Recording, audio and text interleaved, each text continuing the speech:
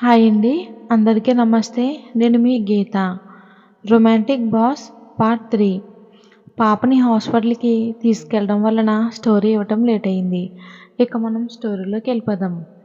తన క్యాబిన్‌లో స్టిఫ్‌గా hand fold చేసుకుని నిలబడి సిస్టంలో నిగితాని చూస్తున్నాడు. ఆమె అందం ఒక అద్భుతం. రాత్రంతా తనివి తీరా తనతో ఉన్నాడు. బట్ ఇంకా కావాలని ఉంది.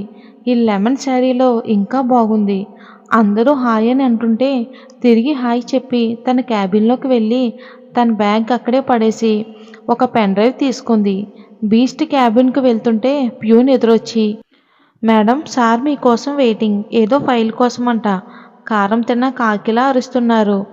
బాబాయ్ తప్పు, మనకి అన్నం పెట్టే సార్ గురించి అలా మాట్లాడకూడదు అని అతనికి వార్నింగ్ ఇచ్చింది. సారీ మేడం అని చెప్పి ప్యూన్ వెళ్ళిపోయాడు. డోర్ లాక్ చేసి మై కమిన్ సార్ అని అంది. కమిన్ అని గొరిల్లా వాయిస్తో అన్నాడు. ఆమె రూమ్లోకి అడుగు పెడుతుంటే గయ్యమంటూ ఆమె పైకి లేచాడు నిఖిల్. టైం సెన్స్ లేదా? ఆఫీసు 10కి అయితే తమరు తీరుగ్గా అన్ని పనులు చేసుకుని 11కి వస్తారా? నెలకు వేలకు వేలు శాలరీ తీసుకోవటం కాదు, అందుకు తగ్గట్టుగా వర్క్ కూడా చెయ్యాలి. ఇంపార్టెంట్ ఫైల్ నీ దగ్గర ఉంటే నేను టెండర్ వేయడానికి ఎలా వెళ్తాను? నీ కోసం నేను అంత లాస్ భరించాలా? యూ ఈడియట్ అని చెడమడ తిట్టేసి ఆమె చేతిలో ఫైల్ని లాక్కుని ఒక చూపు చూశాడు కోపంగా. పెన్ డ్రైవ్ అందుకుని తన ల్యాప్టాప్లో ఫైల్ తీసుకుని ఆమెకు ఓ సీరియస్ లుక్ ఇస్తూ ఫాలో మీ అని అన్నాడు బయటికి నడుస్తూ. బీస్ట్ తిట్లు ఆమెకు కామన్ కాబట్టి పెద్దగా కేర్ చేయలేదు. వెనకే నడిచింది. బయటకు వచ్చి డ్రైవర్ ఫాస్ట్గా పోనివ్వు అని కాల్లో కూర్చున్నాడు నిఖిల్. అలవాటు ప్రకారం డ్రైవర్ పక్కకు వెళ్తుంటే బ్యాక్ రా అని గాడ్జిల్లాలా గద్దించగానే సైలెంట్గా అతని పక్కనే కూర్చుంది నిఖిత. బీస్ట్ సంగతి తెలిసిన డ్రైవరు టెండర్ ఆఫీస్కి కార్ను హై స్పీడులో పరుగులు పెట్టిస్తున్నాడు. పంజాగుట్ట ఫ్లైఓవర్ కింద నుంచి వెళ్తుంటే అసలు అక్కడ హెవీగా ట్రాఫిక్ ఉంటుందని, అప్పటికే 1 మినిట్ వెయిటింగ్కు చిరాకు పడుతున్న బీస్ట్ కారు పక్కనే వెళ్తున్న ఒక బైక్కి లైట్గా డాష్. ఇంకంతే కథం. దాంతో ఆ బైక్ మీద ఉన్న ఇద్దరు కుర్రాళ్ళ ఒకడు బైక్ వెనక కూర్చున్న మోస్ట్ డేంజరస్ క్యాండిడేట్. బీస్ట్ బాబు కార్న్ని ఒక్క రాయితో విసిరికొట్టాడు గట్టిగా. వెనక గ్లాసులు పగిలాయి. అంతే, ఇక బీస్ట్ కోపంగా కార్ను పక్కకు ఆపి వెనక్కి చూశాడు. ఆ కుర్రోడు ఏ మాత్రం తగ్గకుండా తన ముందుకు వచ్చాడు.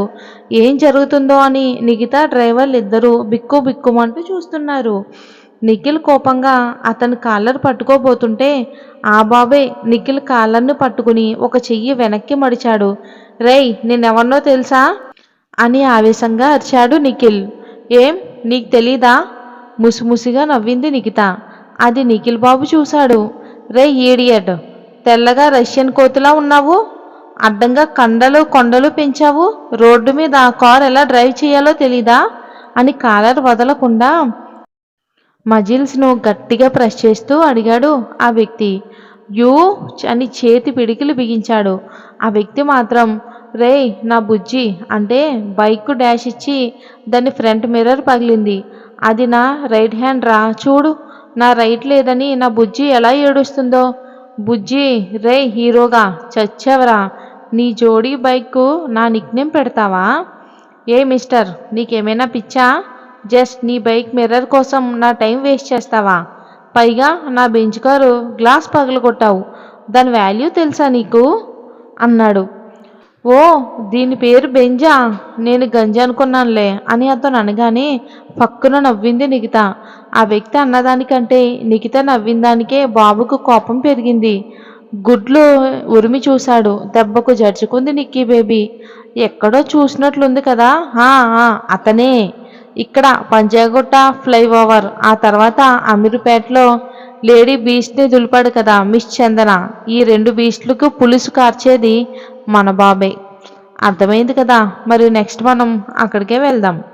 ఇక కట్ చేస్తే అది అందమైన రాయల్ ప్యాలెస్లో అందంగా అలంకరించబడిన బెడ్ మీద నగ్నంగా పడుకుని ఒళ్ళంతా గులాబీ మల్లెపూలను చల్లి తలను మాత్రమే బయటకు పెట్టి మొత్తుగా రూమ్ అంతా చూస్తూ ఉంది.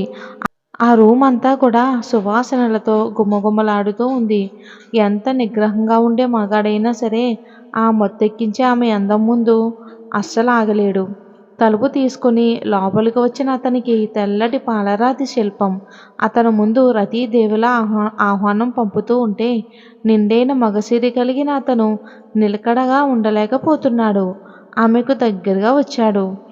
అతనికి ఇదే మొదటిసారి. పైగా ఒంట్లో వింతైన మత్తుకు ఆమెతో కలవాలని ఉంది. ఆమె మాత్రం ఏం తక్కువ కాదు. ఫుల్గా మత్తుగా మూలుగుతూ అతన్ని రెచ్చగొట్టింది. ఆమెను ఆక్రమించాలని దగ్గరికి వచ్చాడు. ఇక కట్ చేస్తే నిఖిల్కు కోపం పెరిగిపోతుంది. రేయ్, ఎవర్రా నువ్వు అని అరిచాడు కోపంతో ఊగిపోతూ.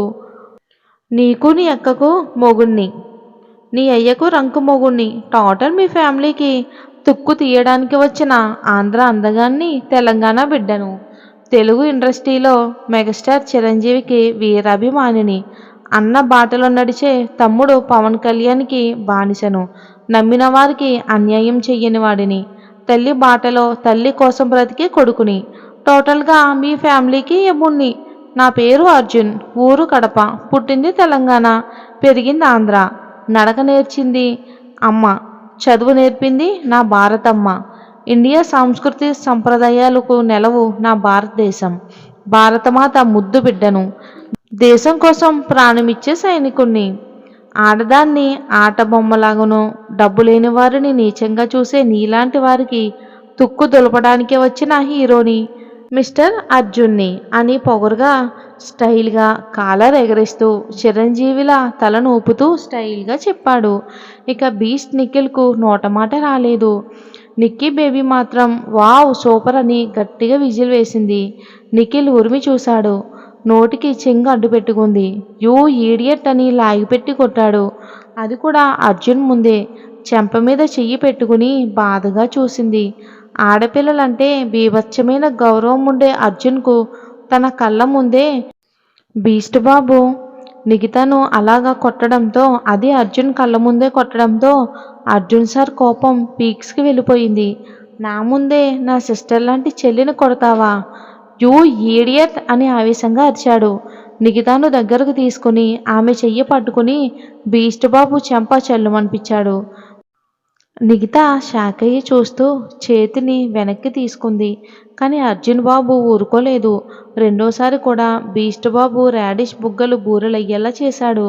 నిక్కీ పాప ఏడుస్తూ నోరు మూసుకుంది.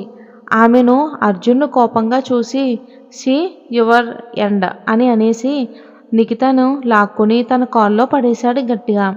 డ్రైవర్ గ్లాసులు పగిలిన కార్ని స్టార్ట్ చేసి, రే బీస్ట్గా, నా చెల్లిని ఏమన్నా అన్నావంటే నీ ఆఫీస్కి వచ్చి కొడతాను అని అరిచాడు అర్జున్. అర్జున్ని సీరియస్గా చూసి వేలు చూపిస్తూ టెండర్ ఆఫీస్ వైపుకు వెళ్ళారు. ఇక టెండర్ ఆఫీస్కి వెళ్ళేసరికి అక్కడ టైం అయిపోయింది. క్లోజ్ చేసేసారు. ఇక బీస్ట్ అదే నిఖిల్ కోపం మామూలుగా లేదు. అంతా అర్జున్ వల్లే అని అర్జున్ మీద కోపంతో రగిలిపోయాడు. నిఖిత నవ్వటం పెద్ద తప్పు అయితే తన చేత కొట్టించాడు. ఇంకా మండుతుంది. డ్రైవర్ను వెళ్ళమని నిఖితను ఒక హోటల్కి తీసుకొచ్చాడు. భయంతో తను వణికిపోతుంది. ఆమె చెయ్యి పట్టుకుని తన రూమ్కి లాక్కొచ్చాడు. ఆమె చెంప మీద కొట్టి ఆమె చీరను బలవంతంగా లాగాడు. ఆమెను బెడ్ మీదకి విసిరేశాడు.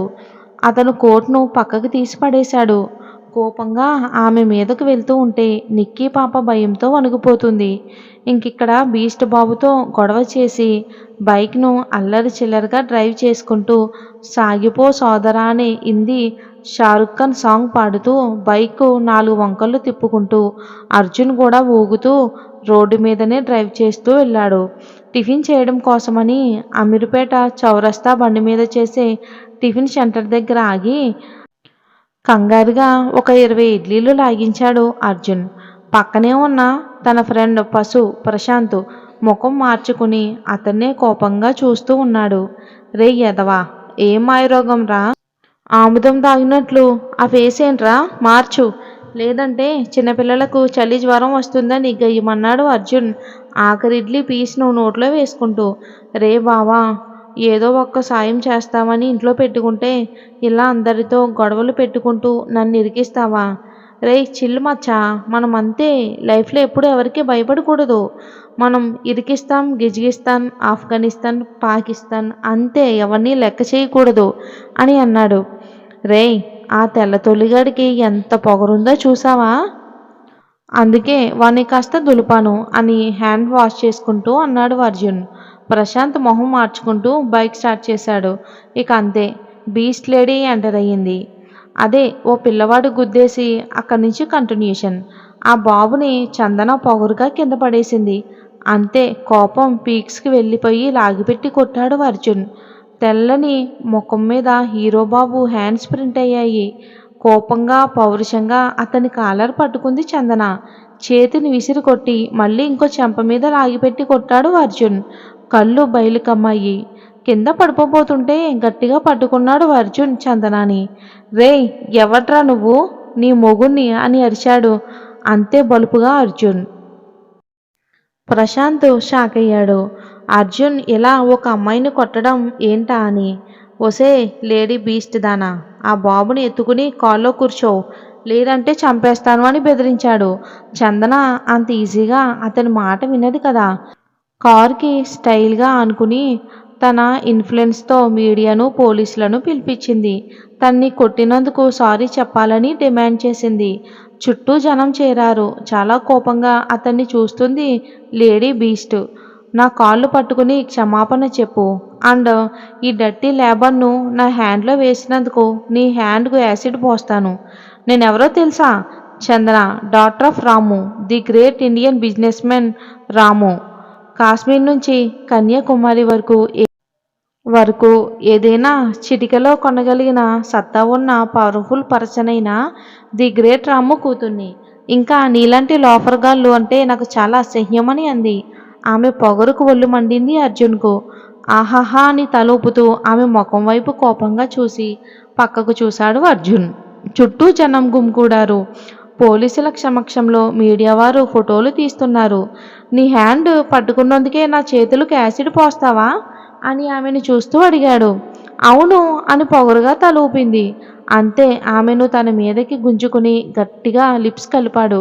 ఇక చందన షాక్, అర్జున్ రాక్. ఇక ప్రశాంత్ కూడా అందరితోనే షాక్ అయ్యాడు.